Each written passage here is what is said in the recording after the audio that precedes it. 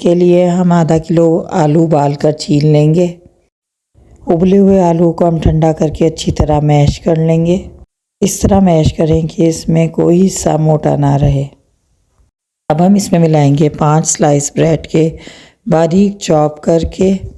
Bread हमारी normal size की थी, बहुत बड़े पीस नहीं थे। बस इसको अच्छा सा मिक्स करेंगे और इसके बाद मसाले ऐड करते हैं। मसालों में हम ऐड करेंगे 1 चमची नमक, आधी चमची लाल मिर्च पिसी हुई, थोड़ी सी हल्दी और 1 चमची सफ़ेद ज़ीरा। इसके अलावा बारीक कटी हरी मिर्चें 2 अदद और थोड़ा सा हरा धनिया बारीक कटा हुआ।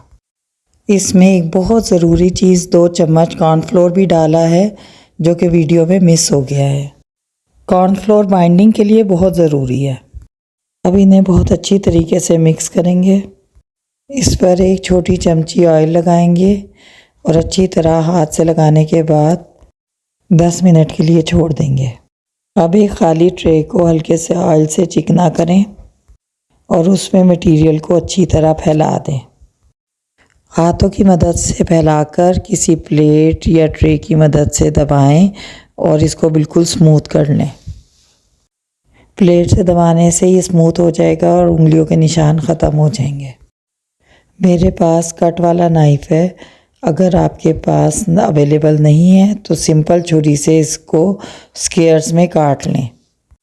हम इसको बर्फ़ी या मोटे नमक पारों की शक्ल में काट लेंगे और फिर इसको हाफ़ करेंगे तो ये ट्रायंगल शेप में आ जाएगा।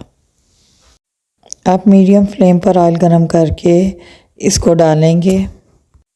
इनका कलर गोल्डन ब्राउन करना है, इनको बहुत ज़्यादा पकाने की ज़रूरत नहीं है क्योंकि पोटैटो ऑलरेडी बॉइल्ड है।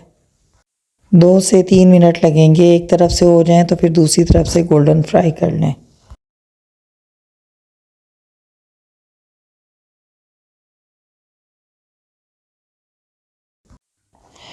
बस ये बेहतरीन किस्म के ट्रायंगल फ्राई हो जाएं तो आप इन्हें केचप के साथ पेश करें। इसके अलावा बच्चे भी बहुत खुशी से स्कूल लेकर जाएंगे।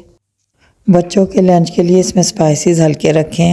अगर आप मेहमानों के लिए बनाएं तो इसमें स्पाइसेस तेज़ कर लें या फिर सर्विंग के वक्त चाट मसाला छिड़क दें। अगर आपको हमारी रेसिपी